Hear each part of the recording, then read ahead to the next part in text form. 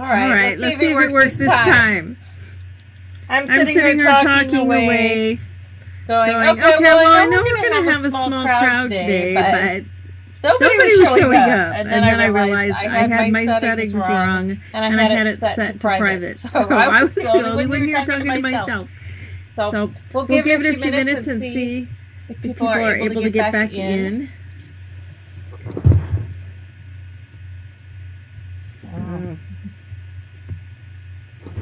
Pam's helping me out tonight, so see if she's able to get in.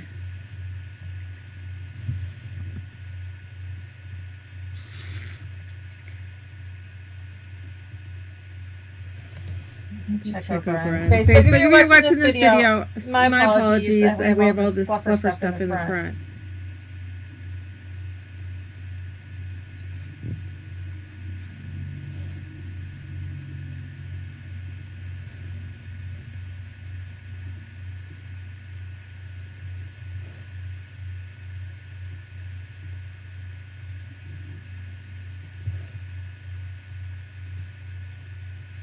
At least we have some people here. Nobody's talking yet, but so I don't know if the sound is good or not.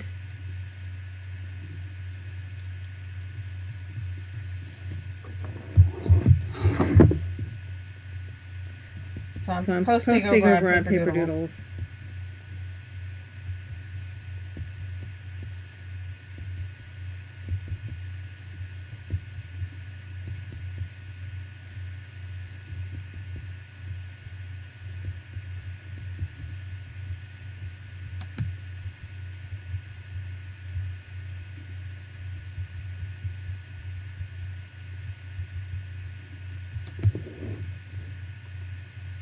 Okay, we got a few more. Okay, cool. So hopefully my sound is working. Somebody who is watching can let me know if my sound is okay or if I don't have sound at all, because I can't tell. Because if I turn it up on my viewing computer, then I get the bad echo stuff going on. So.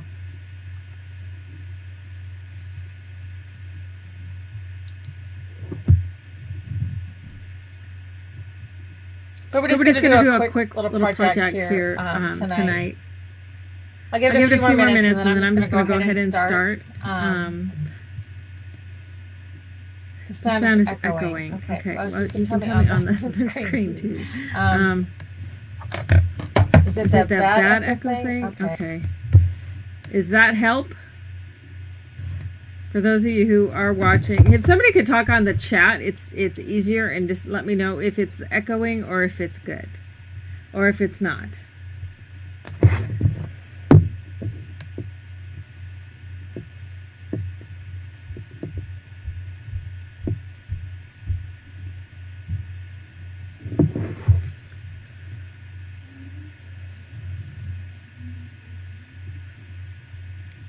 All right, there's people watching. I just need somebody to let me know what the sound is doing, because I cannot tell.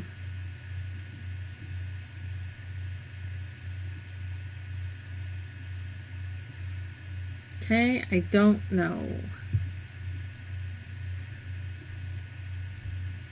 Okay, well, this is a hot mess tonight, so par for my day. My day started out like doo-doo, and it looks like it's going to continue that. PG.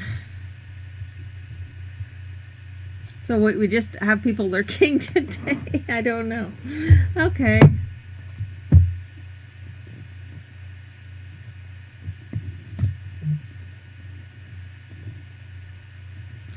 I have no chat. Okay.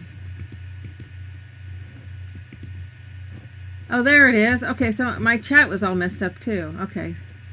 See, I didn't have a chat. It was blank, and I go, okay, nobody wants to talk. Okay, now I see you're all there. Okay, so the sound is better. Okay, good. I'm sorry, I didn't have a chat. Things were totally messed up, obviously. So I thought nobody was talking to me. I was feeling very alone. So, all right, well, we got it straightened out now. So, okay, so sound is good. So that needs to be clicked off. See, things are different recently after things got messed up with my broadcaster. So now it looks like I've got it straight. So, okay. Excuse me. So, anyway, happy holidays to everybody. I know this is a super mega crazy busy time of year, and that's kind of fits with what's going on with me anyway. Crazy busy. Trevor's going to be moving home next weekend for a few months. His lease is up, and so been having to get his room dug out again. So that was fun. I was finding all sorts of old boxes of stuff that just came out of my closet and went right straight to his room. I really hadn't looked at them. So that was exciting. So anyway, so I've been working on that, and I'm close on the 12 projects of Christmas. Actually, this live show, I'm showing you 2 of the projects. So it's going to be day 10 and day 11 of the 12 projects of Christmas. One is the binding that we're using. It's a new binding. I will be doing a separate video as well.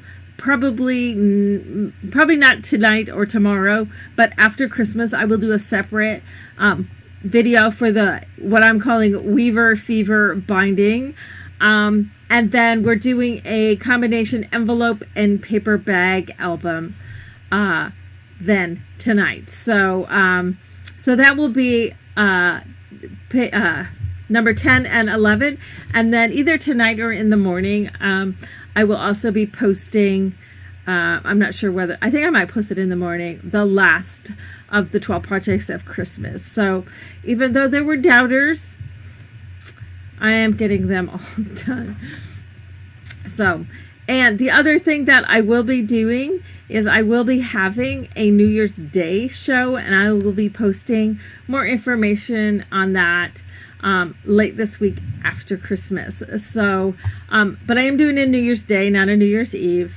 I'm just not quite able to stay up that late. Of course, once I go to bed, I can't sleep because my shoulder's so bad, but you know, hey, that's life. So, but I do want to go ahead and do a New Year's project, New Year's Day project. So the boys can all go watch football, and we can have our own fun. So anyway, I'm going to go ahead and switch cameras, and that's where I have to click some other buttons. And but let's go ahead and get started. Okay, now I didn't check my camera. Well, it's not too bad.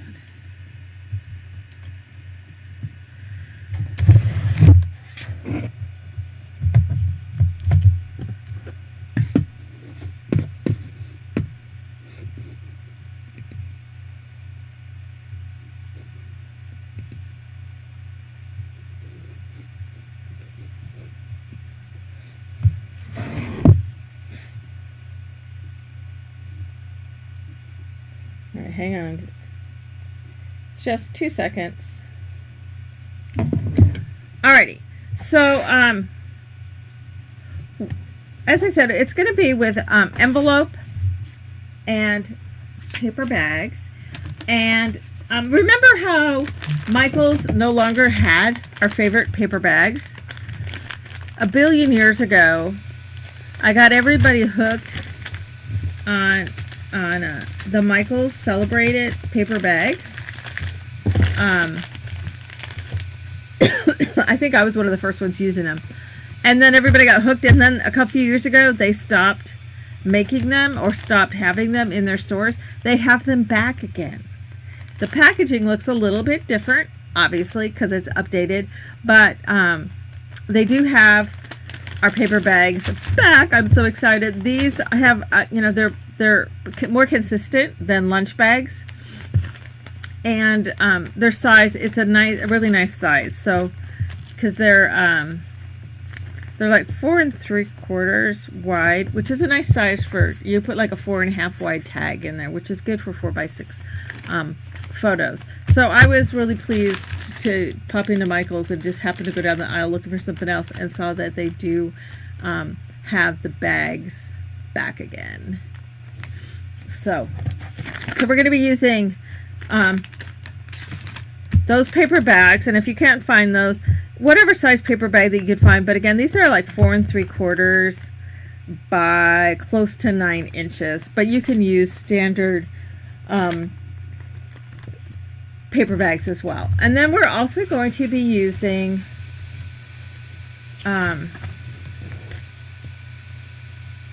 these are 7 3/8 envelopes that are 7 3/8 by 5.5, and I'm not sure what is this, like A9 or what size it is. Now this has a pointed flap, but you can also, this is a slightly smaller one that has a square flap, and I'm going to show you with both of them.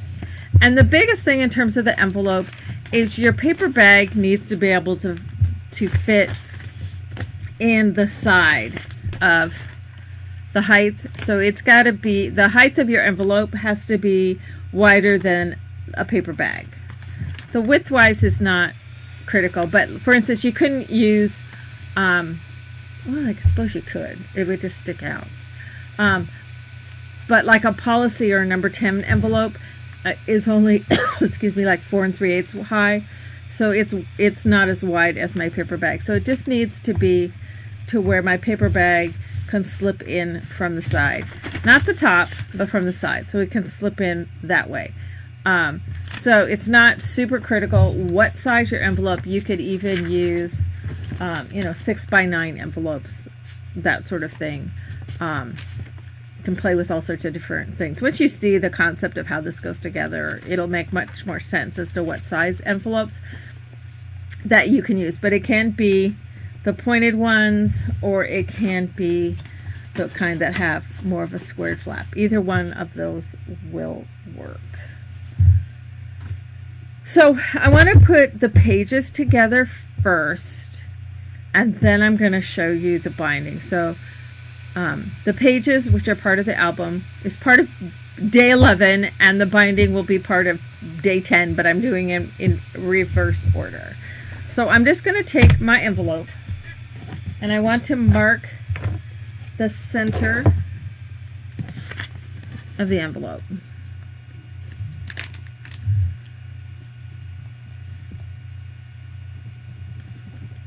And I'm going to need 3 envelopes. So these are 7.5, so 3 3/4 is my center point.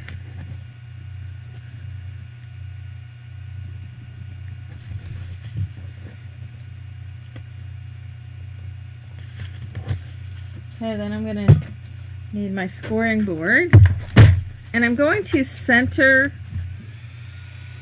my little tick mark and in between 2 of the scoring lines, because I'm going to score a 3/8 of an inch section. So in between 2 of the ditches is where you're going to center that little mark, so that my 3/8 of an inch is centered on that mark. And I'll hold that up here just a sec. Salem, did you get trapped in here? Huh? Did you get trapped in here? Does Mom need to let you go out? Come here, where you at? Come here. Come here. Oh, I know. I know. Say hi to everybody. Here, real quick. Say hi.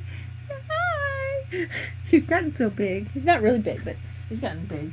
Here, you can go outside. Huh? You want to play with your brother and sister?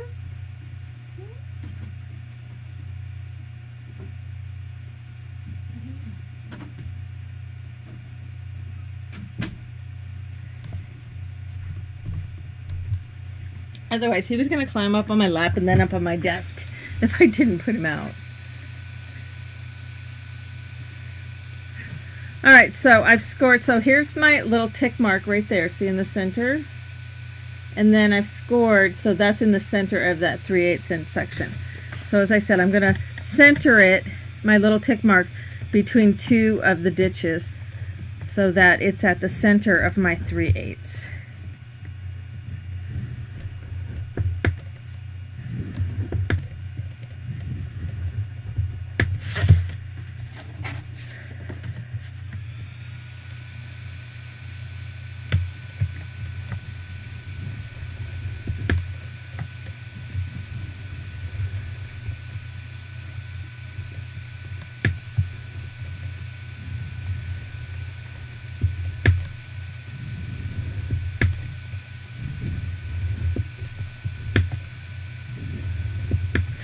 So I've got my 3 envelopes where I've scored a 3/8 inch channel down the middle. Now I've not closed these or anything, so now I'm going to just go ahead and take off enough to open up the edges. So this is going to allow me to have like 3.5 inches, but again, the pocket this is going to create is not a critical dimension. I just need to get these cut open. You can do them on your with your cutter or with a craft knife, either one, whichever is more comfortable for you. But I'm just taking a sliver, and I'll do that with all 3.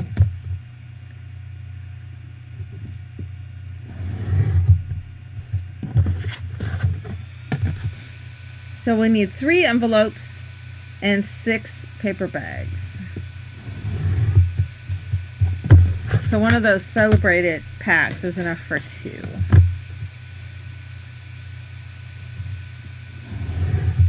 But obviously you can use regular lunch bags as well.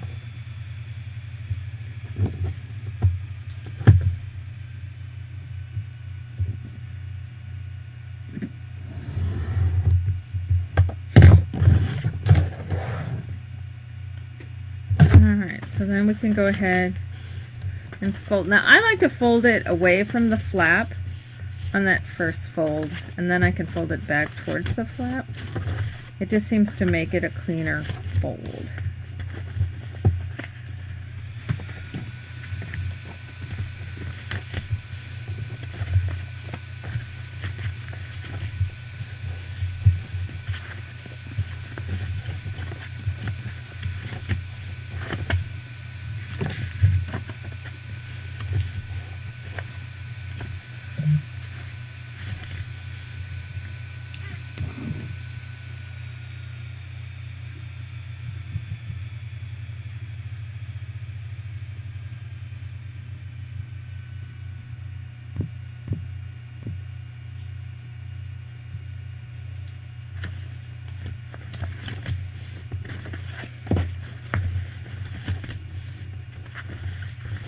Alright, so I've got 3 of these. Now I can open that up completely. So then with my paper bags, I'm going to be cutting the bottoms off of them. So I have 2 ready already, so I'm going to cut 4 more. And to cut the bottom off, I'll just get my cutter out. I'm going to fold down the bottom, and I'm going to cut as close to that fold line as I can.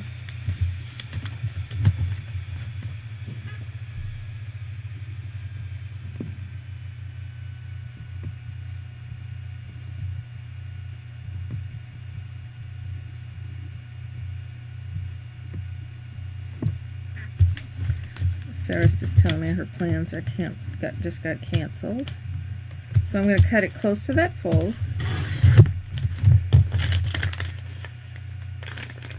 I didn't cut all the way. It's easier with my craft knife, but you can do it that way. It's just it's so thick right there. I'm trying to do it with. There we go. So you're just cutting it to where it's as long as you can have it be. So I just want them to be consistently all the same length. So as long as they're all about the same length, we're good. You can even cut it with your scissors. This edge is not going to show. So if you want to just fold that back and cut it off with your scissors, you can do that too. That's the easiest. Because it's not going to show, so it doesn't have to be perfect.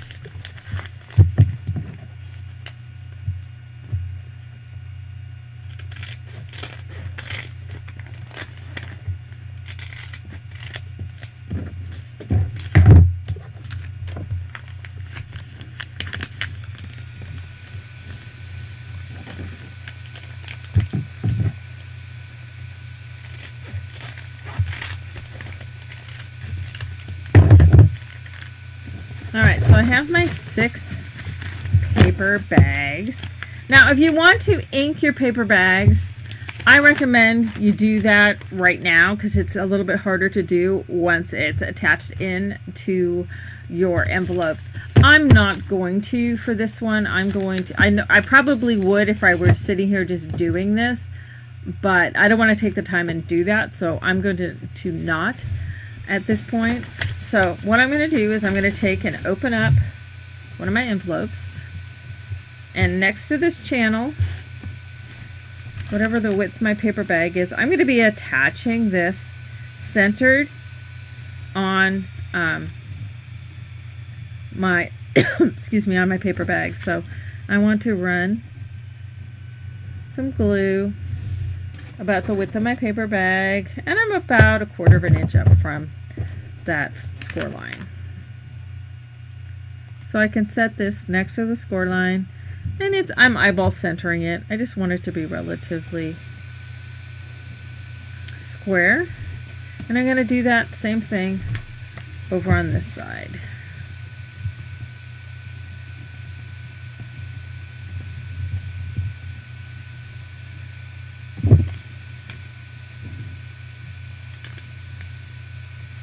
So I don't want it to go over the fold, but I didn't cut this one super straight, so I don't want it over the fold, but I want it straight with this edge right here. So then I can fold that down and that up again. So what that's going to give me is there's a pocket. And I always look at this as being a double pocket, because on this side of the gusset you can put a tag, on this side you can put a tag. You have a pocket here, and then we're gonna also glue down just up at the tip. You don't need to do it down the full length. I'm gonna glue that down, so then I have a pocket here, I have a pocket here, I have a pocket, I have a double pocket and a pocket. So that gives me 10 pockets on one. This is one page or 2 pages, so it's 5 pockets per page. So that gives me 2 pockets or 2 pages. And I've got 2 more envelopes for a total of 6 pages total. So stick that down.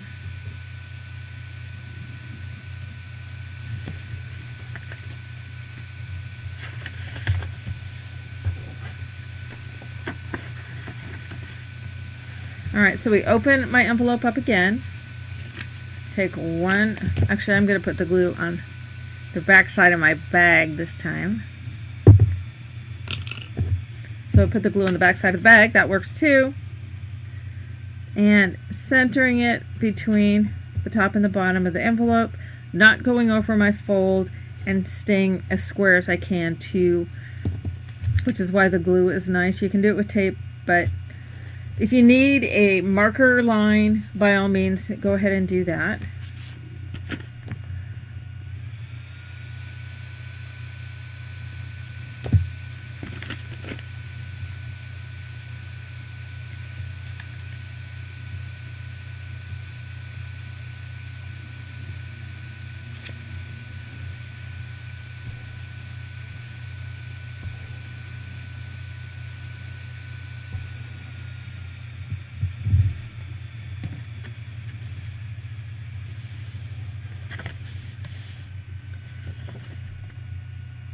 Ava, right now? All right, so I'm going to glue that little tip there, stick that down.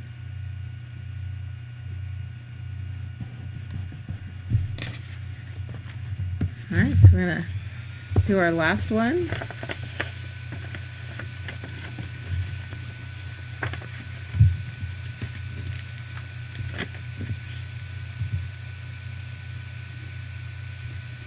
Attach that.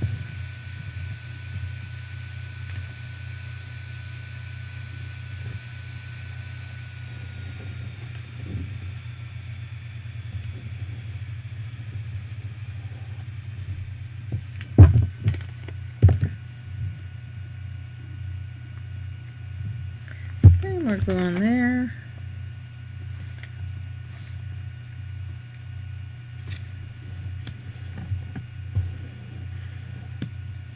All right, and then we flip this down, which is actually, this is technically the bottom of the envelope, but it's going to be the top of our page, and flip the flap up, and then glue that down.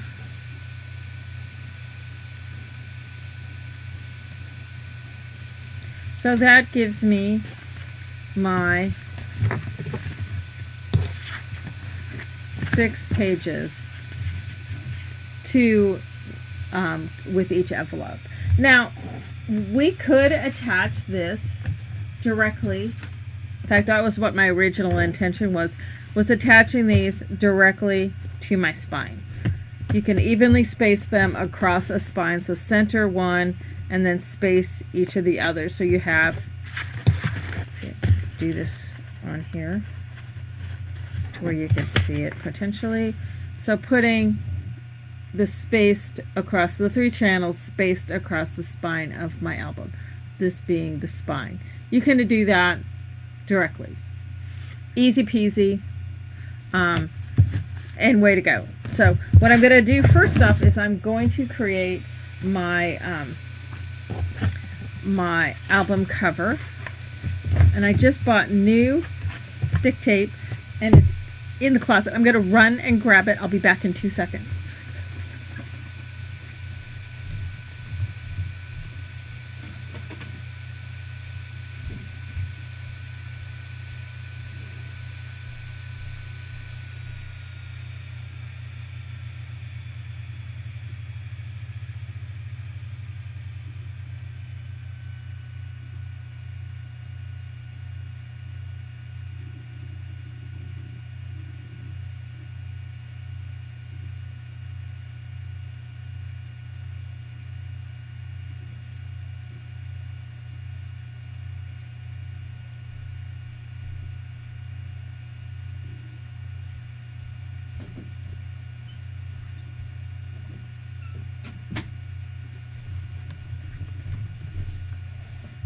Sarah and I went up to Vancouver earlier this week to finish up some Christmas shopping, and we were in a hockey store, so I got some new stick tape, fresh.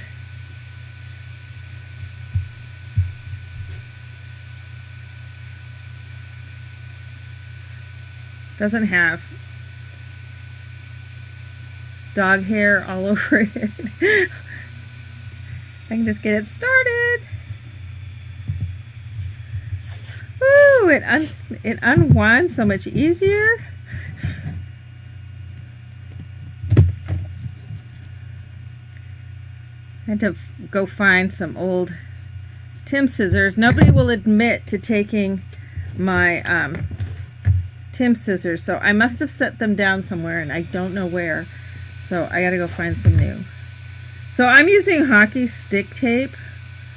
For those of you who are not familiar, I do have a video up showing using hockey stick tape to create your bindings and album joints. It's a cloth tape with super sticky tape stickum on it,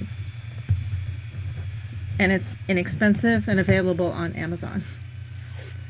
So, but I have all that information. There's a video about on my channel. It's probably about a year ago now that I started, maybe a little more than a year, somewhere around in there, that I did a video of it. And what did I just do? Okay, my brain is really crowded. And nobody saw me doing it. Alright, well, I'm just going to start it over. The spine was supposed to go in the middle of that, and I did it with the 2 pieces together.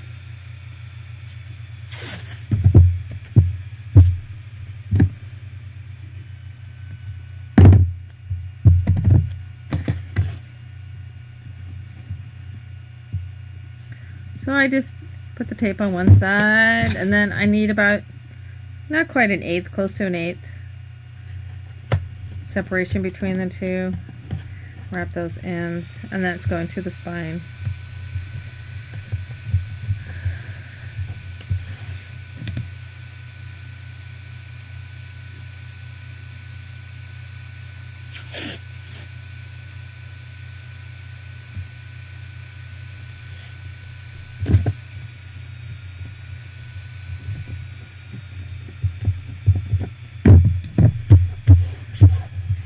So that gives you a cloth adhesive tape spine that's super sturdy, super strong, not going to crack. I can run my paper right up to the edge, all that kind of good stuff. It's a really awesome way of doing your album covers.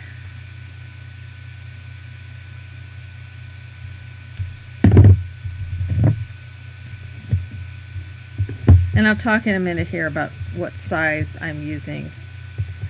Come on, don't stick to me. Sticky stuff.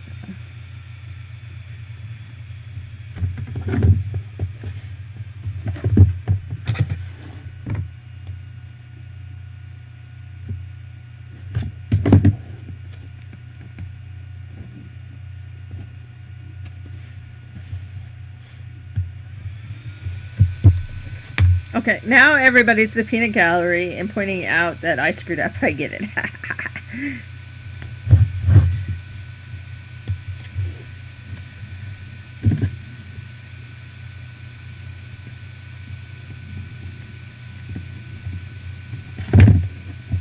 we go. So it gives me an awesome binding or spine. And the joints are super strong but really flexible, and they won't crack and do all that kind of good stuff. So the size of this, because I'm doing a paper bag album and I like things to stick out, I've allowed anywhere from 1 inch to 1.5 inches beyond the height of my page.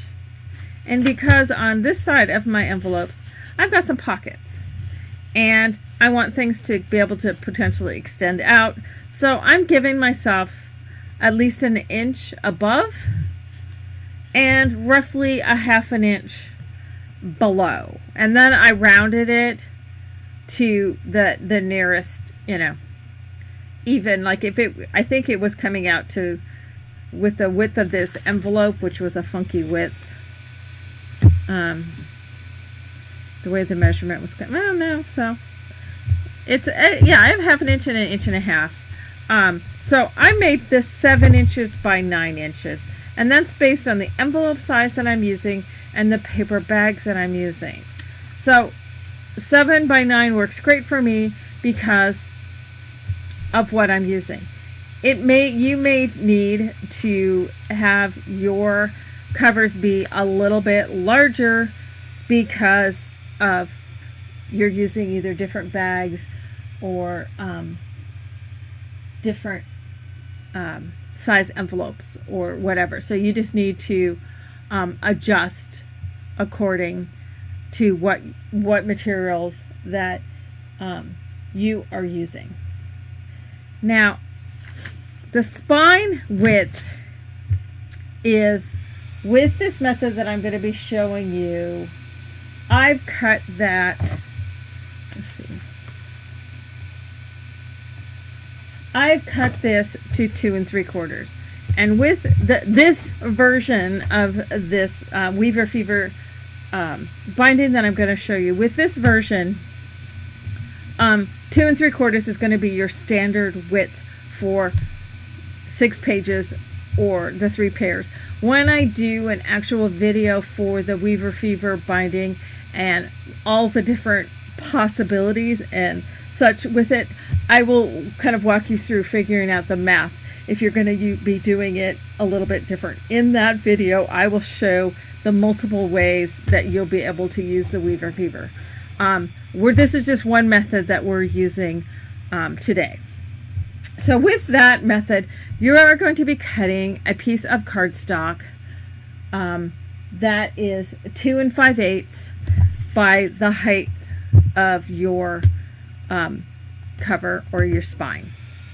So if mine end up, instead of 7, I made it 8 inches tall, this would be 8 inches tall, but it would still be 2 5/8 wide. All right, so what I'm going to then do is mark across the width of this 2 5/8. I'm going to make a mark every 3/8 of an inch. Look at that, magic. So I've marked it every 3/8 of an inch, so I have 7 3/8 inch wide sections. And then I will have taken one of my envelopes, and I told you I wanted 1/2 inch at the bottom, so I'm going to lay this on there and 1/2 inch up from the bottom and line this edge up across along the side, and then I can mark across the top so that I have on here the exact height of my envelope. Okay, does that make sense? So that's giving me my 1/2 inch at the bottom like I talked about, and my 1 inch at the top. If I wanted it evenly spaced, I would just center my envelope and then draw my lines. But I need that height of my envelope marked onto my spine piece. Is that making sense?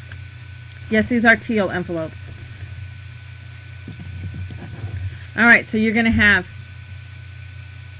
the 7 3/8 inch sections, or 6 lines at every 3/8 of an inch. You got the line that marks where the top of your envelope. You've got a line marked at the bottom of your envelope. Make sense so far?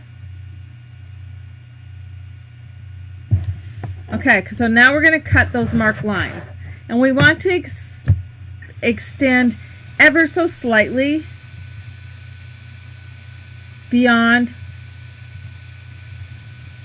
that marked line. I mean, we're talking just a sliver beyond the line, but make it a consistent sliver. But you're cutting slits on those marked lines. Every 3/8 of an inch, right?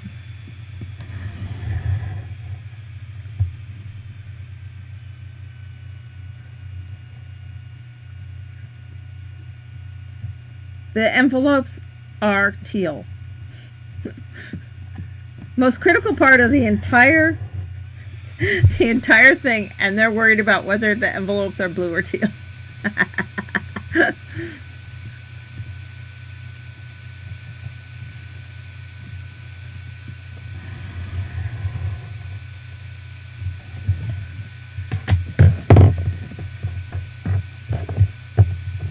All right, so I've cut those slits. Those are every 3/8 of an inch. Okay, so I've extended those just see how it's ever so slightly beyond the line and beyond the line. Not very much, just it's squidgy widgy. Okay, so what we're going to do is, this is our first page, and these are going to weave. I'm going to put this page at the center, so it's going to just go underneath that center one.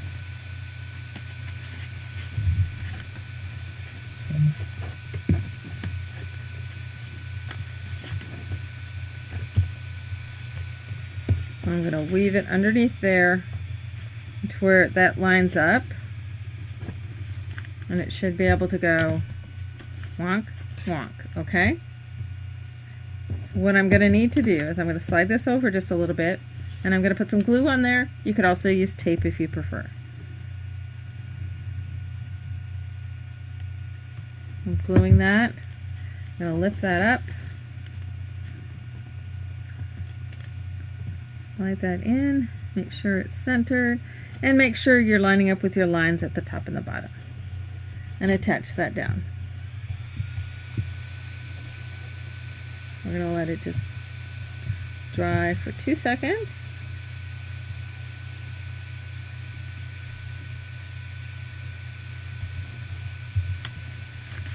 And then I can fold that one over, make sure it's folded over.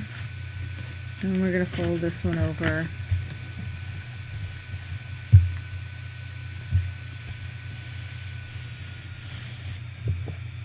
Alright, so then I'm going to fold that one out of the way, and we're going to slip this one under this one. So it's every other one, so it's going to go under this one. And it's going to weave right in.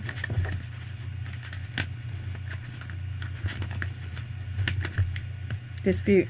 This is the one place where you want to be real careful that you're not tearing anything, because once it's all attached in, it's all solid. But this is the one place where you just don't want to tear your black or your binding base. So I'm making sure that's going to get lined up at the top and the bottom. Slide it over slightly so I can put some glue on.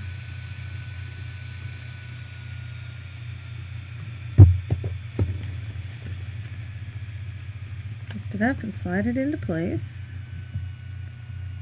Making sure it's where it needs to be, top and bottom.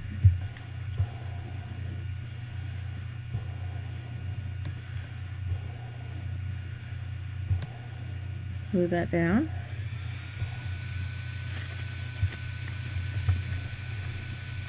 Fold that over.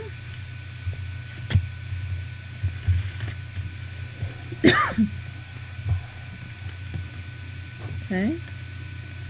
You always want to make sure your pockets, you can get into them. Of course, now I tell you that. But when you slip it in, always make sure that you can get into it the way you need to. So then, every other one, we're going into this one.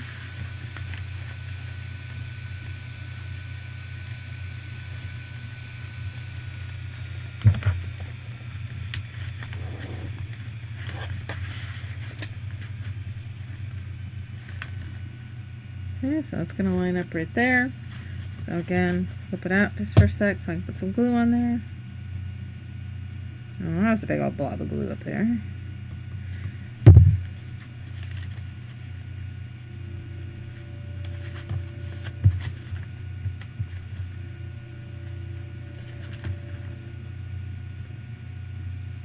Line it up on the top and the bottom, make sure it's nicely centered, and attach it down.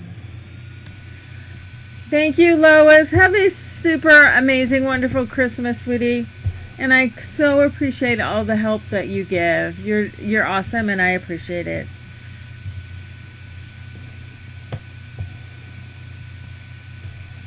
All right, so then I can fold this over.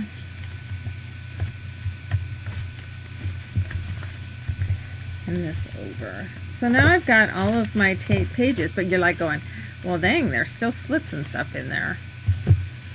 But what we're going to do now, let's just open this.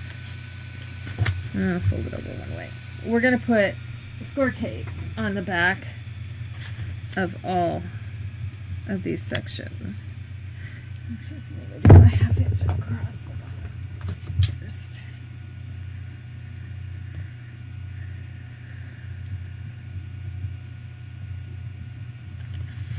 No, this is not really Stack the Deck. This is something totally different. The only thing it has is the channels like Stack the Deck. So, and as I said, I will be showing you on a separate video all the variations, because in this weaver you can put, you can make ribbon tabs, you can do cardstock tabs, you can do full page things like this. You can put channels on there, much the way Stack the Deck channels are. There's a ton of things that you can actually do with this. That's way cool. I've been playing with it, and it's cool of what you can do with it, and it's simple. So I'm gonna do quite a few of them across that I'm sticking, making sure I don't stretch things out. This is where I should get some wider tape. Rather than going up and down, I'm just finding that going across seems to work a little bit better. Now this is different than the ribbon. I haven't done the weaving one with the ribbon yet. I've done other things with the ribbon, but not on this. This is the first time I'm showing any of the Weaver Fever one. The ribbon one was similar, but not exactly the same. That was the first project of Christmas that I did a couple weeks ago. Hey, Jen.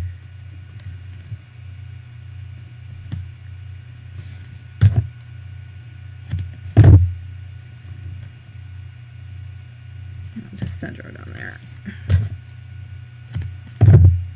Do one slightly skinnier one down here. I know this looks like a ton of tape, but it does really end up holding it down once you do that. So get my book out. Alright, so skinnier at the bottom, wider at the top, and we're going to just center this across the width and attach it down like so. Okay? So I'm going to start out just doing a couple of them at the top. Yeah, I've done multiple ribbon ones, but not with the weaving just yet.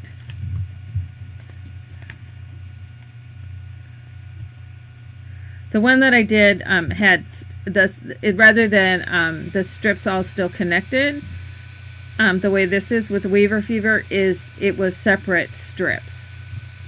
And that that's one I'm using with a new series I'm going to have coming up after the first of the year.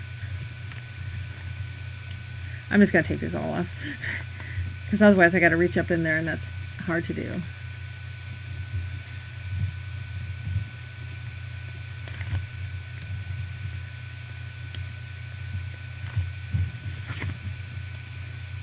Well, welcome. I'm glad you could join us.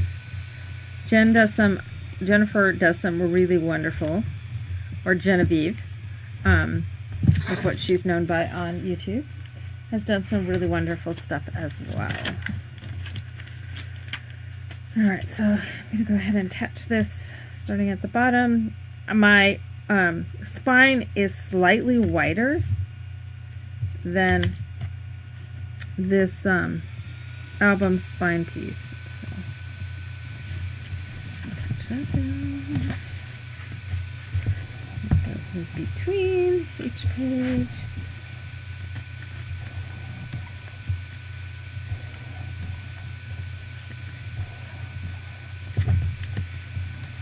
I give it 6 months, and somebody will do this with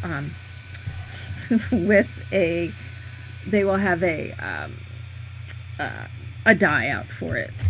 Just watch.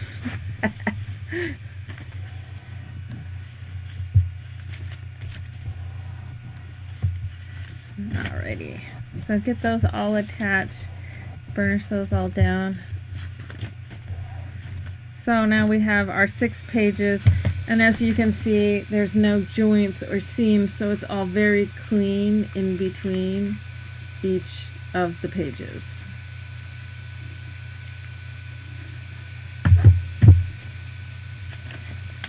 So it's just a really nice, clean way of doing the pages. And as you saw, really simple. You just weave the pages in and out of the little strips, and then all the strips get attached down to your spine. It's very clean on each side.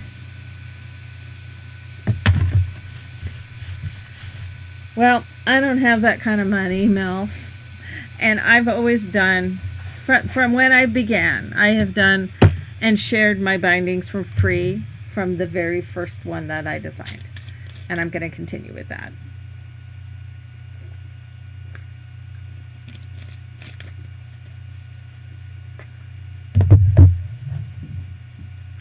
So anyway, so that gives me my 6 pages that have that little extra pocket on some sides. So then we're ready to go ahead and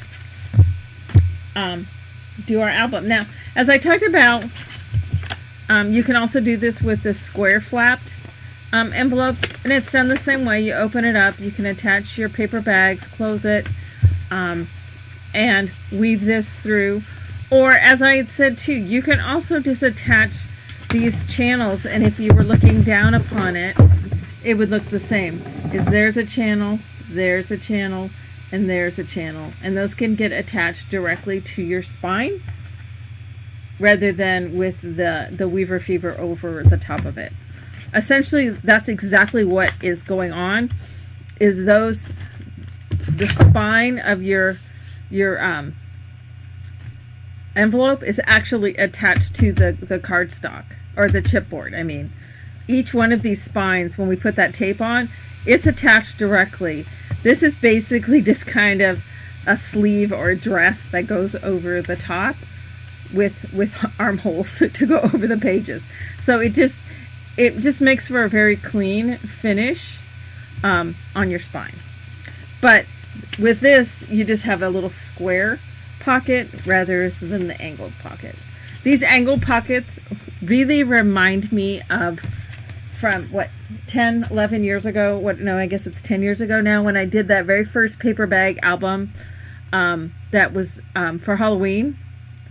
Oh no, it wasn't for Halloween. That one didn't have it. It was one that I did that was gatefold, and I've seen it multiple places all over the place, and I'm like going, oh, there's my thing. Of course, nobody says whose it is, but it was a little attachment sheet that created pockets, and it had an angled pocket like this, and it really reminds me of that. So.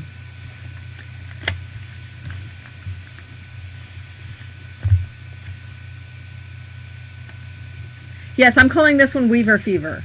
So, and Jen, I will be doing, and those of you who have come in since I got started, I will be doing a separate video of the Weaver Fever binding. This is just one variation of it, where I've got envelopes, channels. You can also do it with just binding channels that you can attach any sleeve page to. You can do it with little ribbon that creates ribbon tabs to attach sleeve type pages to, or to the outside of pages. There's like 4 or 5 different variations, and so rather than using that time up on tonight's live class, I'm going to be doing a separate video for showing the different variations of the Weaver Fever binding and how you can adjust it for what your needs are. Now I have 3/8 of an inch. Pretty much these days, 3/8 of an inch is about the minimum of what I like between pages. When I first started doing bindings and these styles of bindings where you attach pages to them, I lamented for probably 2 weeks. Joy was there; she probably can attest to it. That of whether to do a 1/4 inch, 3/8, 1/2 inch, what I wanted to do, but I ended up going with 1/4 inch. Well, since that time, mini albums have exploded, and there's a lot more pockets and interactivity, and our pages are thicker, and there's all sorts of flip outs and pockets and doodads and this and that and stuff, and so we almost need more space between. When you start going to 1/2 inch, it ends up making albums very cumbersome when you go to 1/2 inch and you do more than, say, 5 pages. If you want an even number of 6 pages like this, but if you do 1/2 inch, you're looking at a really wide spine, and visually it looks, to me at least, visually it looks very cumbersome, especially when your album is not that big. So having a really thick book when your book isn't that big is visually kind of odd. So I'm going with 3/8. It's going to give me what I need for what's going on in these, but I don't do 1/4 very often. I started out with this one and had 1/4, and it just didn't feel like there was enough space. So 3/8 is pretty much the minimum. 1/2 inch starts to get, unless I'm doing a fewer number of pages, 1/2 inch starts to get a little bit too much. So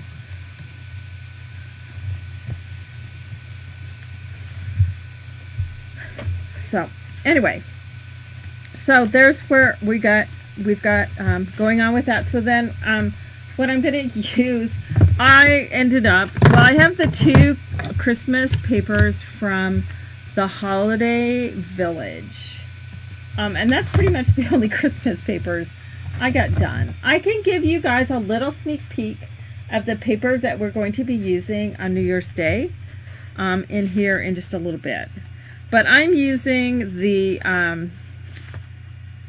papers that I did for the Holiday Village, the bright version.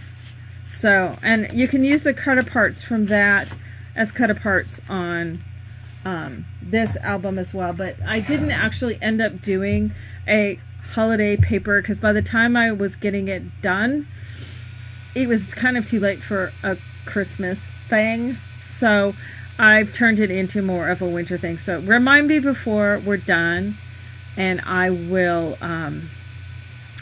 give you a quick little sneak peek of what I'm working on that we will use.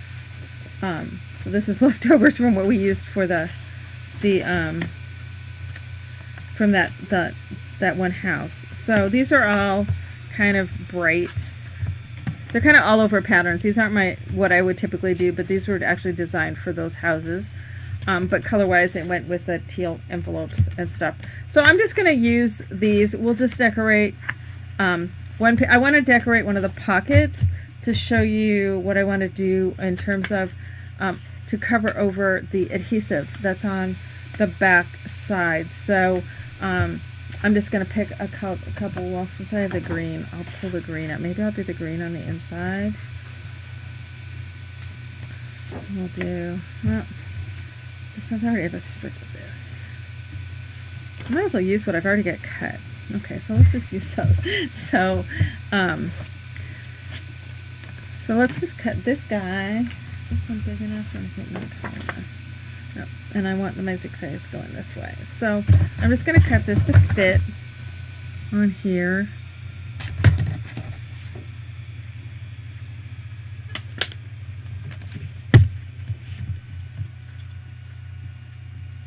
Well, I'm now up to date. I've got, well, I've as of today, I had days 1 through 9 posted, and I'm considering tonight's show is going to be 10 and 11 because I'm introducing the Weaver Fever binding as day 10, and day 11 was showing you this paper bag album. So that's what we've got, and then I have one more that I'm still going to do. I may do it tonight, or I may do it tomorrow morning. So, and that will give us our 12 days. I was trying to get them done faster and sooner, but with my son moving home, it's kind of messing me up just a hair. So, all right, so I'm going to mark it on this. Let's see.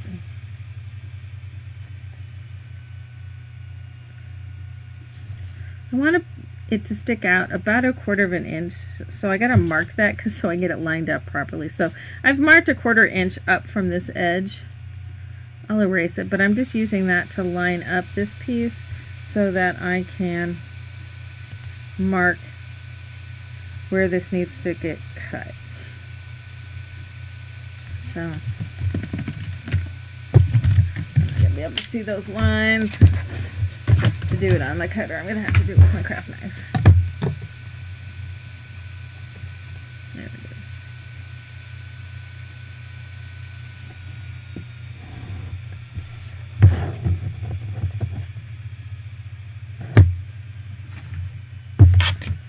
is. So that way that can just, it's gonna just pop right in there.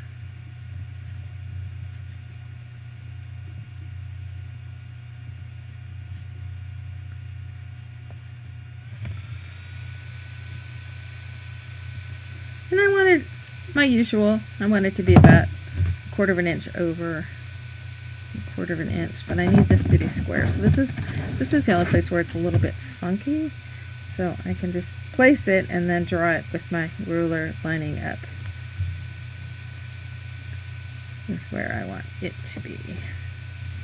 There, so it cuts my little angle. And you may want to cut one of these so that you have it as a template.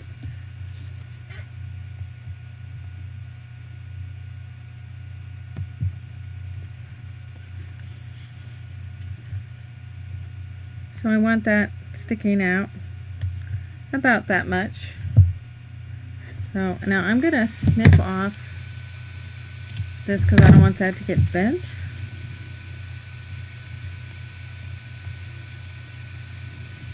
And I've made it plenty wide enough because it's got, well, I guess it's about 1/2 inch worth.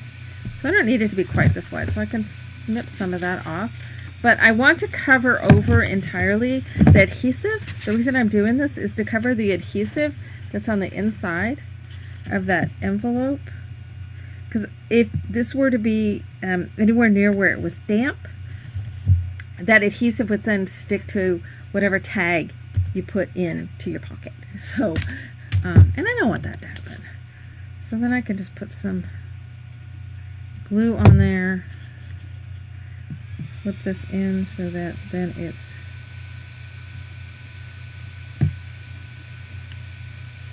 where I want it to be. But you could use, and of course I said that but then didn't do it, but you can make this into then a template that you can use on all the other pockets. Now you could also just take a piece of cardstock and draw that line and stick it on the inside. Maybe it's scrap that doesn't show at all if you don't want this little sliver showing, and so it doesn't show at all, and it just covers the inside of that pocket. And you could do that, and it can be pretty much any color. Now this guy's going to attach down to that back side, and I'm not even inking edges. For those of you who've been around for a while, don't fade, please. I always ink my edges. Jen has a question. Yes, ma'am. What do you mean share my live? To a link to it? Oh, absolutely, no problem.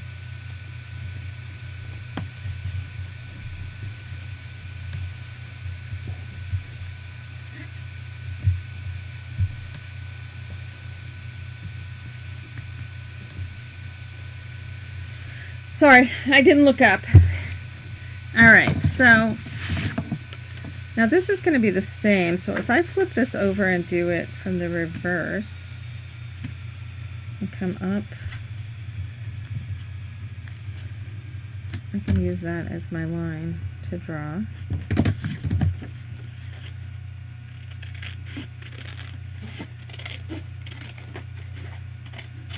Cut on that line. So when I can attach that there.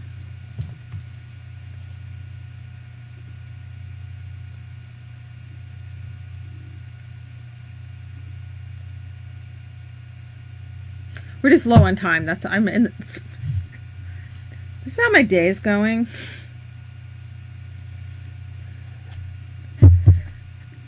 Peachy.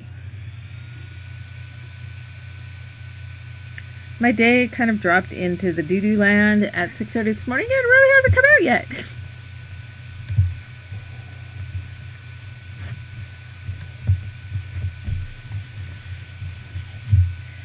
And that, Iris, is absolutely the main reason, because pretty much every binding that's out there is somewhat similar to pretty much every, as I have said for years, for the last 10 years of doing this.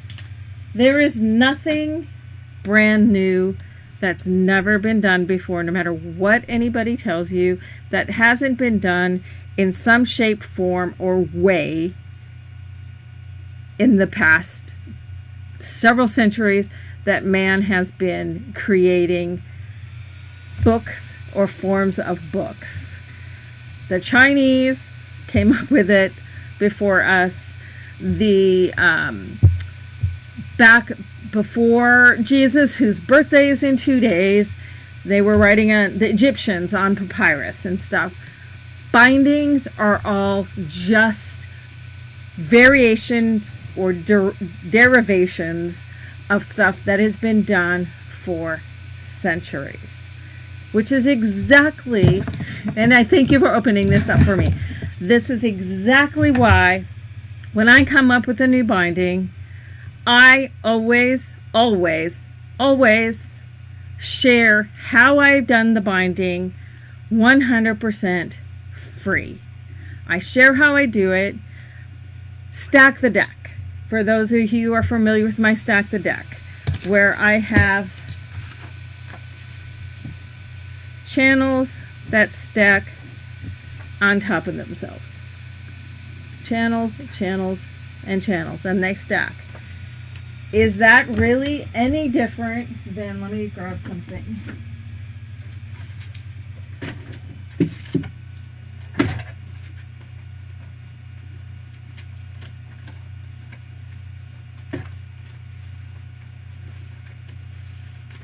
course, I can't find what it is I'm specifically looking for.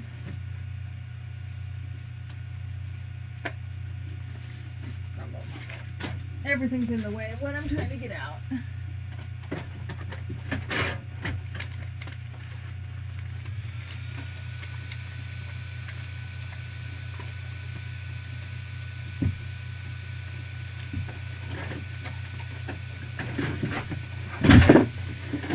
Everything's in the way of what I'm looking for. Where is it?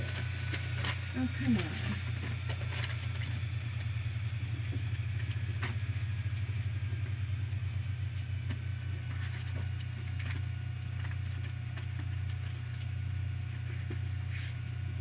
Here we go. Okay.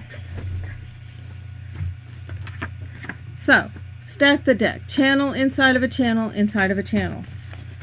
Okay. People have been binding booklets this way by taking papers. Here's 3 papers stacked together. Fold them. Different kinds of threaded bindings where you punch holes. Run threads through those to hold those together. Look at how this is just stack the deck as a derivation. All I did was come up with a derivation and gave it a name. So these 3 are essentially stacked. All I did was extend those out and fold them. This kind of binding has been being done for centuries. Centuries. Accordion bindings, where you fold, stick it down, attach things to them, those have been done for centuries. If you go to my videos from my binding basics and beyond videos, where I've gone through all the different sections of a book that I've put together. Now, yeah, I sell the book because I've put together video and written directions for how to make close to 40 bindings in that book itself. So yes, I do sell that, but every single one of those bindings that are in there, I've shown on YouTube or on my channel on some way, shape, or form that is free to anybody, for anybody to use. Because any binding that anybody is using on any book in any way is just a derivative of stuff that has been done for centuries. Nobody has invented anything new. Just because you have a patent doesn't mean it's new. It just means you've paid a lot of money. So, so somebody told me I should get a patent on it. No, because it's not really about that. But honestly, nothing is new. And so, yeah, you may have seen something similar to this. Because nobody has come up with something out of the cosmos that's brand new. So, I've just given it a name. Stack the deck, I gave it a name. So, anyway, I'll get off my soapbox now. It's one of my soapboxes that I do quite often.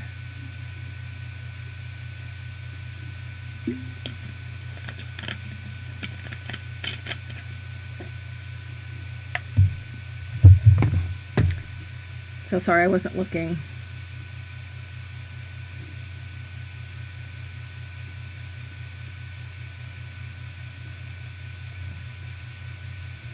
So anyway, so if I've offended anybody by saying what at my little soapbox statement, I apologize. I didn't say that to offend anybody. I said that because that is the reality. If you really break anything down that's out there, it's been done. So anyway, let's just continue on. We've just got a few more minutes.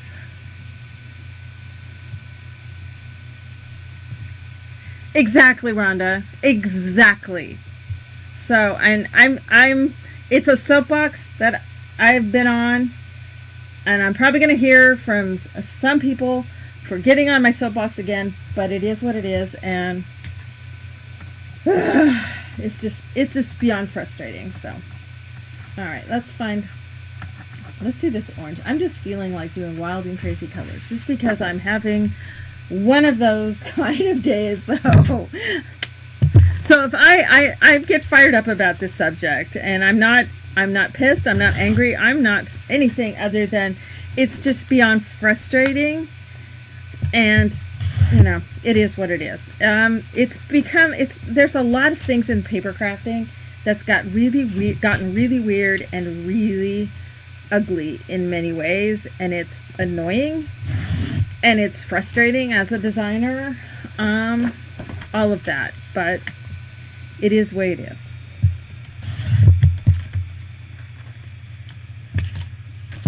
So and this paper is these papers are available in my website, and all of my papers and patterns are still on sale, and I'm keeping them on sale through Christmas. So all of my patterns are 45% off, and all of my digital papers are, I think they're 25 or 30, something like that. I don't remember. I've had them up. I kind of forgot to take them down, and then I just decided to leave the sale on through the holiday. Okay, so then this can go to, if I slip that down inside of there, so about there.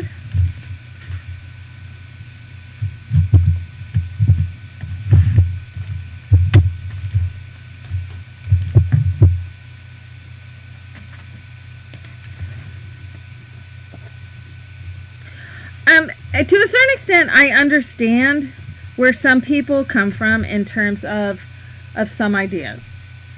I can't even watch YouTube videos anymore, to be honest. After doing this for over 10 years now, I see so many things that I've been doing for years, and yet there are people who are relatively new on the scene, or, well, there's some that have been doing it for as long as I have and making the same claims, but there are people who are claiming that they've done it first, and it's like, Mom, I beg to differ. I can show you a date stamp on a video, but do I go after anybody?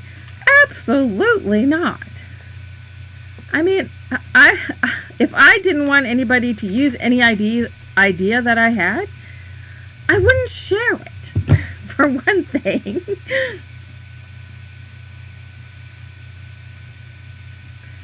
But, it's just nice when and that's one thing, Jen, if you're still here, Genevieve, I do appreciate that you have done from the get-go, is you have given me credit from the beginning when you've used something that you've gotten from influence from me, and I greatly appreciate that. So, all right, so I've got my pocket. We've totally digressed. So I've got my pocket. There's a pocket, and then obviously the two pockets of the paper bag. Let's go ahead and do the front of this one as well.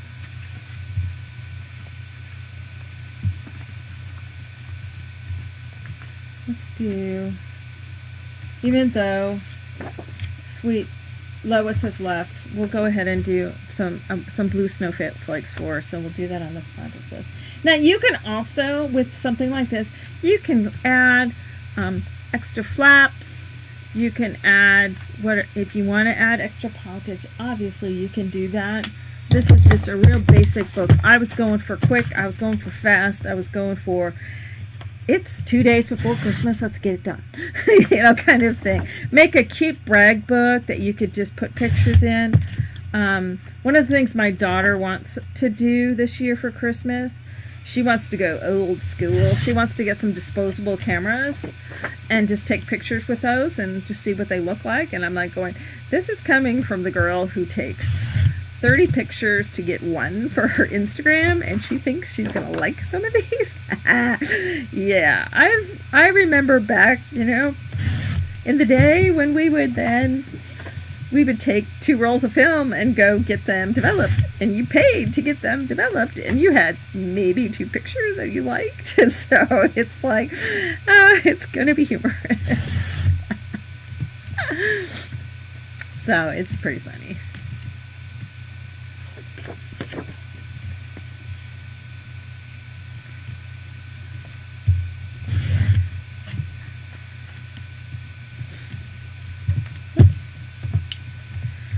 Alrighty, so let's get this out of the way. I think I'm going to do this one. Okay, oh, I like this corner. So, well, I didn't really expect to go on my little soapbox here tonight, but you never know. You can get me fired up about all sorts of stuff.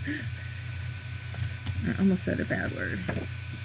I've always done, you know, after, how many years it's that? Okay, so it has been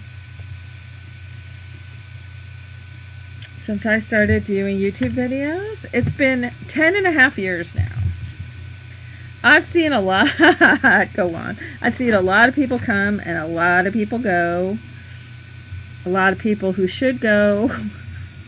A lot of people who left who shouldn't have. You know, all sorts of things. It's been a wild and crazy ride. I gotta admit, there has been so many times, as recently as not that long ago, that I've been ready to just throw in the towel, but I stick with it because invariably I will get an email or something or a message from somebody who, and it reminds me of why I do what I do. And you know, it really is about sharing and giving. And you know what? Isn't that what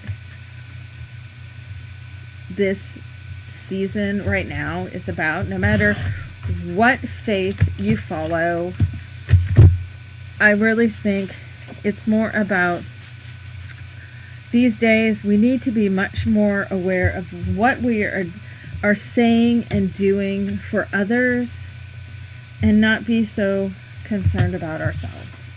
I mean, I'm very sad right now with the world that I'm going to be handing off to my children.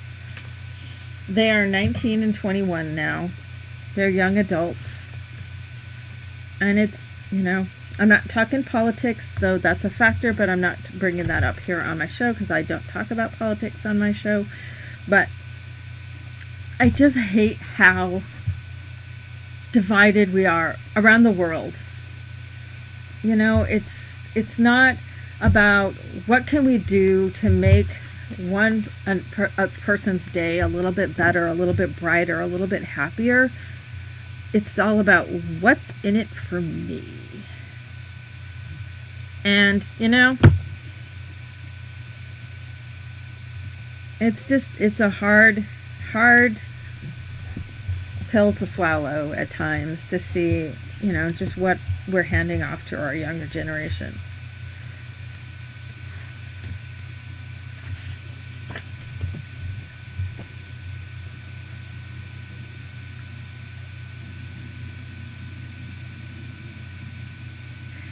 You know, I mentioned over on Paper Doodles, which is my Facebook group, yesterday, that when I was in cleaning out some stuff out of my son's room that had come out of my closet, and it's boxes that I hadn't opened in years, and I found boxes that some of my old dolls in them and the clothes that my mom had made.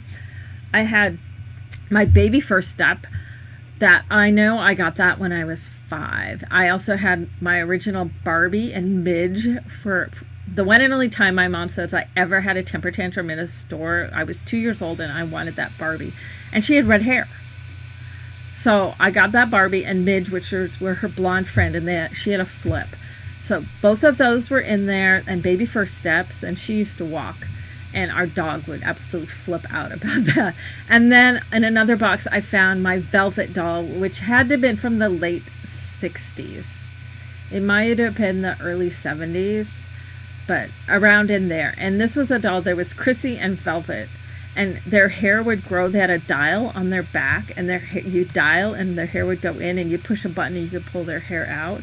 And I did the most elaborate braids and stuff on this doll. And my mom had, there was a box full of clothes that she had made. And it's like stepping back in a time warp, because it really was 60s, like fringe vest and bell bottoms.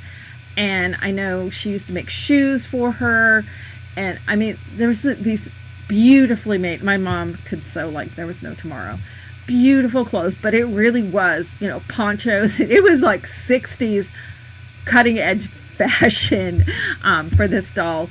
But I look in, my point of this whole story is looking back at this, and it's like, those are memories from Christmas past, of a time when the world was so much, even though it was the late 60s and early 70s, the world was so much more innocent. The internet has done amazing, I'm getting emotional, I'm sorry. The internet has done amazing, amazing things, because it brings people, even on tonight, we have people probably from around the world all gathered together, and how we all are able to connect and communicate. My very best friend in the entire world, I didn't meet her for 6 months in person after I met her. And she lives across the country from me. And I don't, we talk via text, for the most part. The computers have brought amazing things for being able to bring people together. But on the flip side, it's given people a very cruel voice as well.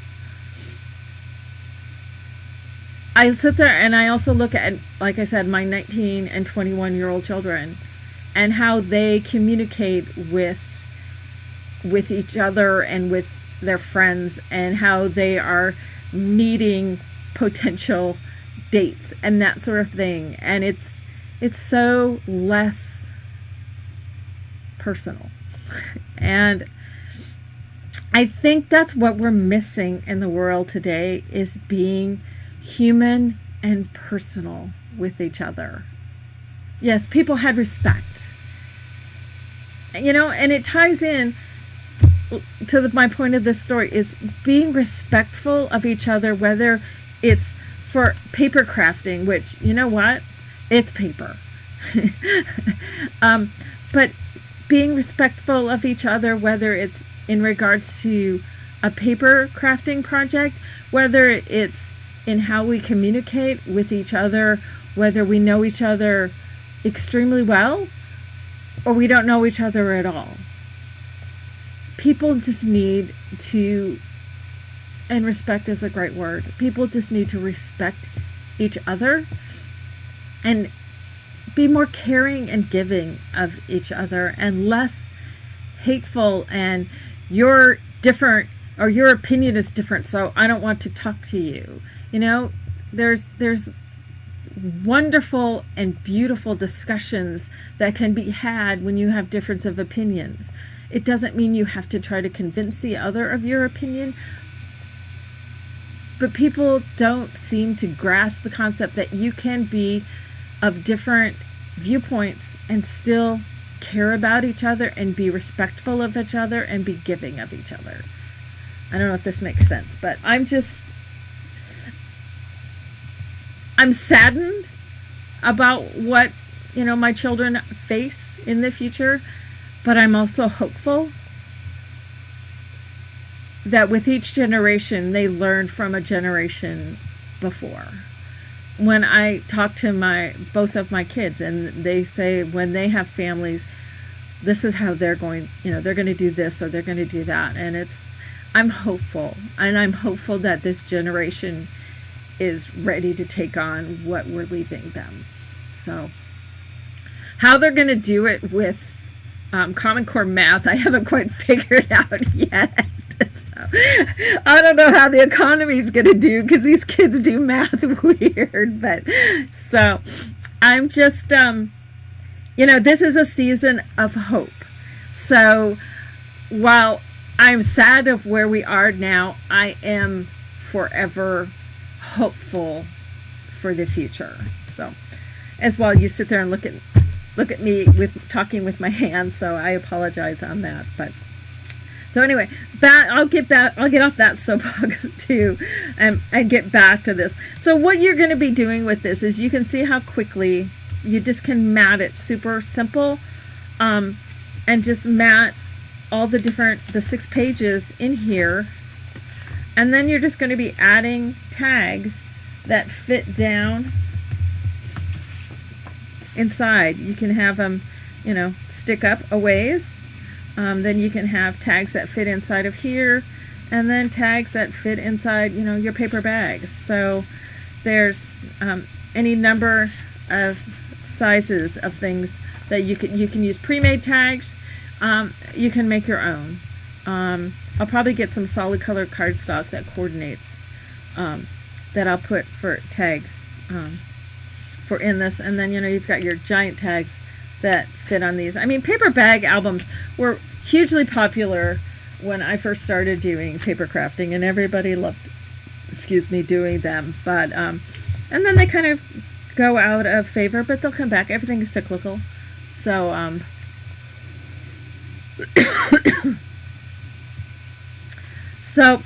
and then my spine here is already good to go. I'll probably still wrap to the inside a little bit, and I can cover over it with some trim. So cover my inside, cover my my outside cover, and the outside of my spine. And again, with the tape, it allows you to come kind of close up to the edge, but it's not going to crack and that kind of thing. So, and it just makes a cute little size album. I mean, this would have been 10 years ago. This was huge. I mean, we were doing true mini albums. That's why they were called mini albums, because we were doing tiny little things. And now everybody wants, 8 by 10 is about the typical size. So this is small by comparison to the usual size. And you can see visually, size-wise, that spine is about right for this size album. I wouldn't want to get any wider than this for it to be proportional. And this would be, with this binding method, this would be the typical width that you would make your spine, and then it can adjust height-wise for whatever you're putting in there. And again, I will be doing a separate video. Give me a couple days after Christmas. Trevor moves back home on the 28th, so I've got a lot going on right after the holidays. So, but give me a little bit of time, and I will be doing a video of the Weaver Fever, showing different ways that you can weave channel pages like this with the envelopes. You can do loops or tabs similar to the ribbon tab that binding that I showed on the first day of Christmas projects, which was from December 1st, a couple weeks ago. So it's going to be, the little tabs will be similar to that, and then you can attach any kind of sleeve pages, or it can be attached, the binding, the little ribbon tabs can be attached to the outside.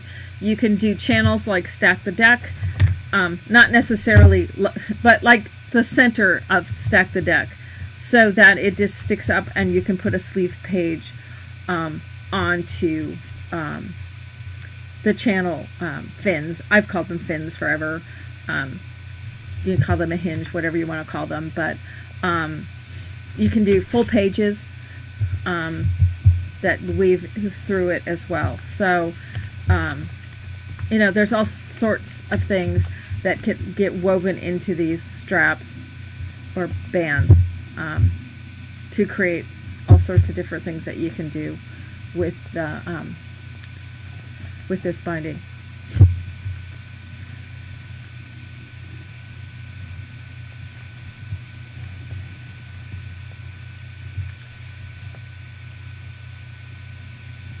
Yes, these videos, all of my live shows now, for the most part, going forward, are left here on YouTube. But I also put them over on my website. I always put them up on my schedule for the date of the project. The link is always there. I have a ton of videos that need to be put down into the archives, that they were all up in the schedule, and hadn't gotten moved down to the archives, and then we had to switch the calendar that we use. I have a WordPress site. We had to switch the calendar because that one was messing up the one I had was messing up the entire website, and so we lost all those. Well, we publicly lost all those links. I just have to put them down into the archives. It's a couple days worth of work that I've got to find. So I have like 9 months worth of live shows, which at the time I was doing 3 shows a week. So 9 months worth of 3 shows a week that have to be put into my archives that I haven't yet. But every pattern or project that I have available on my website, there are videos for that are free to view. I have had my videos free to view from the very beginning. I do have some video tutorials that are viewable only through purchase, and those are under the paid tutorials. I got to come up with a better name than that. Paid tutorials tab. And that's not a huge number. The vast majority, 10 years worth of videos, are available on my website to view. It's only been in the last year or two since I've moved over to YouTube that I'm keeping those live here on YouTube. This one I'm going to, after it's over, going to wish I hadn't, because I got on my soapbox, and having it publicly available opens me up to getting some hate mail. But you know what? Oh well. It's not like I've never gotten it before or I won't get it again. And you know what? For the most part, my skin is pretty thick and I can handle it. So, oh, I've come pretty close, Alexa, of needing to do that, but I haven't yet. Though if you wish to, my storage fees come up the 1st of February. So if anybody wants to hit the donate button on my website under the archive videos, feel free to do so, because that's coming up in a month. So let me just switch cameras so then you can see.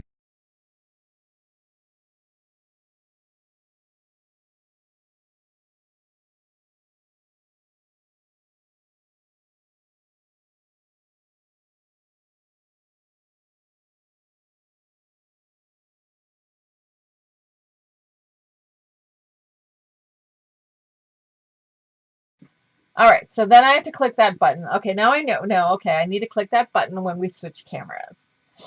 So, because that one needs to be, because it switches between microphones is what I think it does. So, all right, so got that straight. So, yeah, this video will be up, and it will be called the 10th and 11th day of Christmas Project, 12 Days of Christmas Projects 2019. I am determined to get through all 12. I just will have one more to do. That first year I did it back in 2000. I think it was either 2010 and or 2011. I know I got through all 12, and I've stopped and started a couple of other times. Life just, it's a tough time up here. And I was going to have them all done and best laid plans, but we'll get it all done. So, so I was determined I was getting those done. So, but I want the last one to go up tomorrow. So, and it's hard. It's hard to come up with new stuff because everybody expects me to reinvent a new wheel. So, and it's hard. I don't want to take an idea away from somebody else. I do my research. Whenever I come up with an idea, I dig around. And I see if somebody else has done it because I don't want to step on some people's toes. Oh, the Gum Box album. That was way back, way back. I mean, we're talking 10 years ago. Just when you watch those videos, I wasn't on camera. My hair was scary. Well, my hair's not great now, but my hair was scary back in the days before I discovered the flat iron. So, oh, it's wild. Yes, yeah, I can't invent a new wheel, Sandra, because yes, it's already been invented.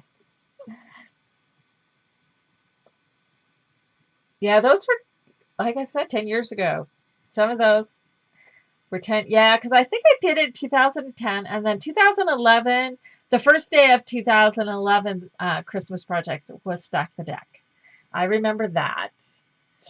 I started paper crafting in April of 2009. Was when I did my very first project, and I did my first video. That's cringeworthy. It's still up. It's still here on my channel. My very first one. It's positively cringeworthy. I remember I called Prima Pima, and I had all sorts of things. I started out, I was doing swaps and stuff. Now swap is a four-letter word that I don't mention often. But yeah, we had some wild times. Wild times. Over the 10 years, I've pretty much had everything. We've had people come, people go, people always come back. We had a catfish at one point. I had people conspiring to sabotage shows. I did those New Year's projects. I did New Year's shows for years. Had Tim Holtz come on a couple of the years. Oh, we've had teenage kids watch religiously. We had a teenage boy, a 16-year-old boy who watched with us for 8 or 9 months. Wow, we've had pretty much a little bit of everything over the years. So it's been interesting. We started out with Ustream. We did it for many, many years. And then when Ustream just it got to where they were charging us. And with the traffic I had at the time, I couldn't afford that. It was $1,000 a month. So with YouTube Live now being great, we'll see how this keeps going with the changes YouTube is going through. So far, so good. We'll see. It's a challenge to do this, but I love it. Like I said, I had a day that was absolute dog do started out, but I knew if I did a show, I'd be in a better mood because all of you are here, and if there's nothing that doing these live shows has done, I have gotten massive amounts more back than I ever give, because the community that has come together has been amazing and awesome. I started in paper crafting because I needed to be available and have more time for my son, who's going through a very difficult time. And I'm not talking behind his back or out of turn. He's an adult. He has given me permission to talk about it. He's openly talked about it on his own social media of the challenges he has had. And he's come out the other side. But there were some really dark and ugly times. And the only way I survived was because of doing this and sharing stuff that's inside of me. Not literally sharing what was going on in my life, but sharing that creative force that is at my essence and core. And so I have gained so much back because that is what has kept me getting out of bed and putting one foot in front of the other. Now, I've been through some challenges in the last few years trying to juggle the needs of my family with my business, and my business has unfortunately been the one that has suffered greatly. But moving forward, I'm a weeble. You can keep knocking me down as often as you want, but I just keep getting up. So, and I will. No matter what form or shape things take in the future, I just keep getting up and keep doing it. And I'm going to be doing things a little bit differently in the coming year, but I'm simplifying and I'm kind of getting back and listening to my own heart instead of listening to my head and to the voices of others, because that served me well. Whenever my gut tells me one thing and I don't listen, it bites me. So my gut was telling me something in the last few months, and it came true. in the last short bit. But so it's, we're going to keep moving forward. And it's been an amazing ride. It really, truly has. I had hoped over the course of this year to do some stuff that was more kind of the anniversary of 10 years doing this, but it never really kind of came together. There's a lot going on with elderly moms and trying to get teenagers, young adults launched out into the world. It's been challenging, but we're going to get there. Hopefully, I'm hoping, I know I'm doing at least one live class in early June in Calgary, but I'm also hoping to, in this coming year by fall, to have a live event again that I'm going to be trying to pull together on my own. So we'll see how it goes. But I miss that live interaction. I love the fact that we can all come together from around the world. For instance, Sophie just popped in, and I know she's in New Zealand. We hit people over the years. We've had people from every corner of the world.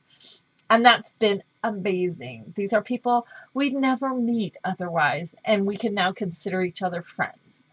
And we live around the world from each other, and that's amazing. But I miss that being face to face and seeing that spark or that aha, or just that when someone realizes their creative potential, when they realize that they don't have to just do what I'm doing, that they do have a creative voice, because each and every one of you has that voice. And I miss getting that interaction and seeing that. So I'm hoping by fall to get an event put together for here in the States. But I do have the one in early June in Canada. So I'm hoping a lot of my Canadian friends can make it to that one. It's in Calgary. So, but it has been a wild ride. It's been amazing. And I thank each and every one of you who are here with me tonight. Those of you who've been here over the years, the faces change, but it's always fun when all of a sudden somebody will pop back in. So, Jane, yes, I am. My New Year's Day part. I thought you were asking if I was doing I am doing a New Year's Day show. We're not doing a New Year's Eve. I'm not signing up for prizes, all that kind of thing. That got out of hand. And people, speaking of people coming back, the only time we would see people would be for them to sign up for prizes and stuff. And I'm simplifying. We're just doing a show. It'll probably be 3 or 4 hours. We'll take a break in the middle, but we will do a show. But I do want to give you a sneak peek, if I can find it in this pile of those papers. We will be working on an album.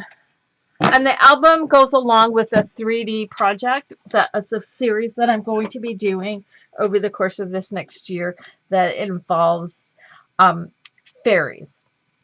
And it's the Wee Hours series. And these are the inspiration for this series came from, I think it was 4 or 5 years ago, the last time Sarah and I went to New York.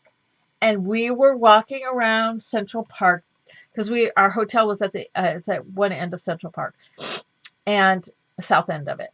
And we were walking through the park, and it was we had dinner, and it was just started to get dark, that kind of dusk, where it's not really light, but it's not really dark. And the fireflies were out. I hadn't seen fireflies since I was a child. Both of my parents were born and raised in Chicago. And so we would go visit them in Chicago. We don't have fireflies in Alaska. We also don't have fireflies here in Washington. So I hadn't seen fireflies since I was a little girl, and it was enchanting. I remember talking about this. So if you've been around for 4 or 5 years since Sarah and I had gone to New York City the last time, and I remember talking about the fireflies, but that's stuck in my head. And there's something magical about that time where it's not really light and it's not really dark, whether it's in the evening or it's in the morning when the lights just before the sun comes up. It's a magical time just after the sun goes down and just before the sun comes up. It's just it's got a certain magic to it, and I don't have a better word to describe it. But that's what this series is about, is a series of fairy houses that kind of celebrate that time of the day. So it's called the wee hours. So the wee hours of night or the wee hours of morning, that twilight, exactly. It's that twilight kind of of time. So that's what this series is inspired for.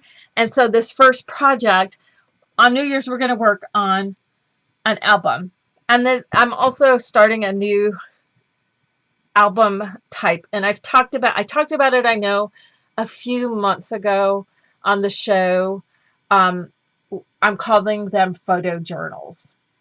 Quick, I should trademark that name because I'm sure it'll come up. But I'm calling these photo journals. It's kind of a combination between a journal and a photo album. So I'm calling them photo journals. So there will be spaces for journaling.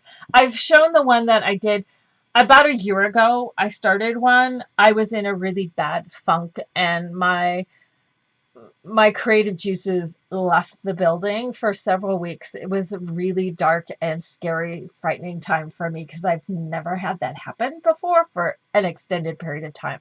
But what pulled me out of it was working on this project, and I've shown it a couple times now. It's not done yet, but it was a photo journal project, and it's got a lot of little nitsy noisy little detail things, but that's what I needed to do at the time. But it was about this time last year that I was working on it and into January. And that's kind of where the photo journal stuff comes from. So it's got some journaling places in it. It's got places for photos.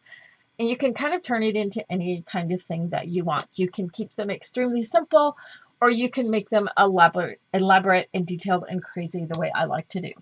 And that's entirely up to you. But we're going to be starting, I thought, start the year out with one of these photo journals as we're at the turn of the century, all of that kind of stuff. It's time to just kind of turn the page. So let me switch cameras real quick, and I got to switch this button. So these are just a few pages. It's very much foresty, somewhat moonlight, somewhat sunlight, but the foresty, watercolory kind of thing going on. So there's one of, I've only got a few sheets of it done so far. But it's also wintry because it's still winter, but there's that hints of color starting to pop in for spring. Kind of ghosty. I'm from the Northwest. This is the Northwest style of trees and stuff. So somebody who's maybe in like Alabama, these are very foreign looking kind of trees and stuff. But this is my kind of world. So, and here's another one. Again, the neutral tones, the wintry colors, but the hints of, the color that is to come. So this one's kind of set more of a wintry kind of feel, and I guess I only have 4 sheets then. It's a kind of set for being more of a wintry kind of feeling, and there will be other, the next one will probably be more spring-like into summer to fall, that kind of thing. So I'm not putting them on any kind of specific schedule. I'm not selling whatever I'm doing, whether it's the papers as a set. That's bitten me far too many times now. It's as I get it done. You're being given a bit of I'm breaking my rule and showing a sneak peek, because in the future I'm not showing stuff that I've got coming up until it's done. The last one I did, and that was a total bomb. So I did the fairy house, the sugar plum fairy house, in that method, in that the pattern was done, The videos for the construction, all of that was done before I even showed the project, and that's what I'm planning to do coming up in the future is I want it done before you ever see it. So with that, the Sugar Plum Fairy House, the videos are available if you purchase access to the videos. I'm reaching the point where I have to do that with some of the projects. Unfortunately, I'm not going to be able to do them all entirely for free. I can't. There's just too much involved in them. And I'm still going to have all of my live stuff will always be free, but some of the project videos won't be. And it absolutely pains me to do that, but it's just reached a time where I can't do it otherwise. So anyway, so you're getting a little sneak peek. So Merry Christmas. So anyway, but you know, I've got some new things coming up, and we'll see. I've been going through a rough time because last couple things I've done, I have bombed, and I've not had that experience either. So we shall see. But I'm a weeble, and I'll just keep trying a new path. You know, that's why I'm follow a paper trail. You never know what trail I'm gonna drag you down next. So, but we shall see. Anyway, but sometime after the holidays, but before New Year's, I'll have these papers done, and I'll have the pattern for the album that we'll be doing. It'll probably most of my albums I do video tutorials to where I show you construction of the pages, and then we do on New Year's we'll be decorating some pages. So we won't be actually constructing pages, but I will have it done in time so that people can get at least a page or two done in advance. That's my plan.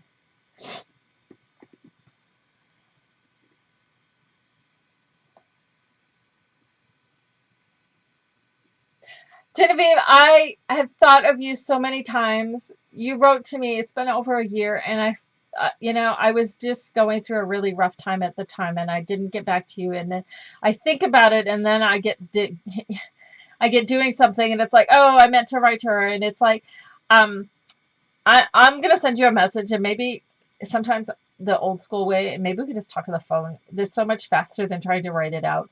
But I do want to connect up with you, and I feel horrible that you reached out to me and I haven't been able to, other than a quick note that I want to talk to you, I haven't been able to get back to you with that. So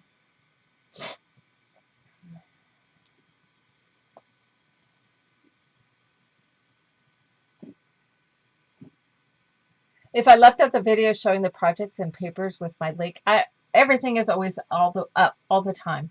It's on my website. It's on the calendar. It's here on YouTube. All of this stuff is up.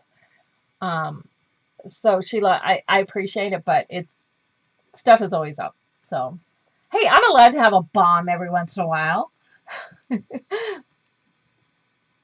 So, yeah, the videos are always up. So, and the other thing that I have done the entire time I've been doing these live shows is I don't 100% finish 90% of my albums. And I do that intentionally. Part of it is time, but part of it, because over the years, I usually did 2 or 3 options in terms of kits and stuff. But part of it is I feel part of my job, so to speak, or my role is to give you tools and to give you ideas and ways of doing things so that you can leave the nest and fly and make them your own. I am more than fine with you doing pages exactly like I've done them. I have no problem with that. But I want you to find your own voice, your own creative spirit, and take what I'm teaching you and translate it into your own and finish an album from your own, from inside of you, not from inside of me, if that makes sense. I know that's frustrating for so many people. They want me to show absolutely every single page and every single detail. But I don't always feel that's doing you the service of what I'm trying to help you find inside of yourself. And not everybody always understands. They always think I'm just being lazy and don't, feel like finishing in and I'm just ready to move on to the next, I've heard it all. But it really is, I'm trying to help you find your own creativity inside yourself, because every single one of you has it inside of you. It's giving yourself permission, so to speak, to be able to do that. So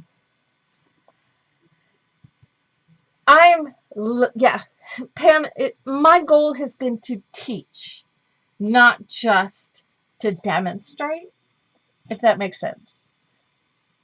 That's what I'm really trying to do for the last 10 years, is trying to teach you and not just demonstrate for you. So hopefully I've helped some of you to get to that point. So now that would be, I have a couple of ideas, Jen, of some things that or if it's Jennifer, I'm terrible at remembering how people, whether you go by Jen or Jennifer, and I'm terrible about that, and I apologize. But yeah, that's exactly what I'm trying to do, Sheila. I'm trying to take off the training wheels. I'm trying to give you just a push out of the nest. Maybe it's because that's where I'm at with my kids, is pushing them out into the world. Yeah, so that's what I have in these last 10 plus years. That's what I've tried to do. So thank you, Candy. That's, it's those little validations, and I get those emails when I am like, there have been many times over the years that I've just wanted to say, I don't want to do this anymore. I'm done. When I get a nasty email or a nasty comment or something like that. But then to counter it, usually I'll get an email from somebody who's thanking me and what I've done for them without knowing I've ever done it for somebody. That's what keeps me going. That's what keeps me saying, you know what? I'm a weeble. So I'm just going to get up and keep doing it. So whether I'm doing it, once a week like I'm doing now, or I'm doing it 3 days a week, or I do it twice a month, I'm still going to keep doing it because of those people who you all don't know about, but I hear from them. I mean, I get a lot of nasty crap, but it's definitely the good stuff outweighs it by a lot. So, alrighty, guys. So I'm getting all emotional yet again, and I hate that because I'm going to leave this up on YouTube, and it's just like, But I'm a heart on my sleeve kind of girl. It's just what I do. Yeah, I put it out there. I take flack for it, but oh well, what you see is what you get. So, oh, Jen, I'm sure you've gotten some of those too. So, but anyway, I just want everybody, whether you're celebrating Christmas or you're celebrating Hanukkah or you're just celebrating December, I want everybody to have an amazing week this week. Enjoy your family, enjoy your friends, or enjoy just having some time to yourself. That's what I crave. I told my family what I really would love is a day to myself. Just me. So I do want to say thank you to those of you who are here today. Thank you to those of you who were here last time. And thank you to those of you who were here from the very beginning and joining me here in my studio. Um, it means a lot to me. I'm getting emotional again. It means a lot to me that people take time out of their day to watch this crazy old lady doing weird stuff with paper. But it means a lot to me that you're here and that so many of you do care. But I think the best thing we can all do for each other is just, like we talked about before, just be kind and be caring and take care of each other. As women, we can be hard on ourselves and we can be hard on each other. And I think in the coming decade, let's just promise to be a little kinder and a little gentler to not only each other, but to ourselves as well. That's what I'm going to try to do. So thank you. I wish I could name each and every one of you off, but I love all of you and I appreciate all of you taking time, and have a wonderful and amazing holiday. Love to you all. Peace out. Love you bunches. Thank you to Pam for helping out tonight. I don't know if Joy's still here, but thank you also to Joy for helping out. And I know Lois goes to bed early, so Lois left quite early, but without the people that helped me, I wouldn't be able to do nearly as much as I do. So thank you to all of you, and we will see you after Christmas. Peace out. Bye for now.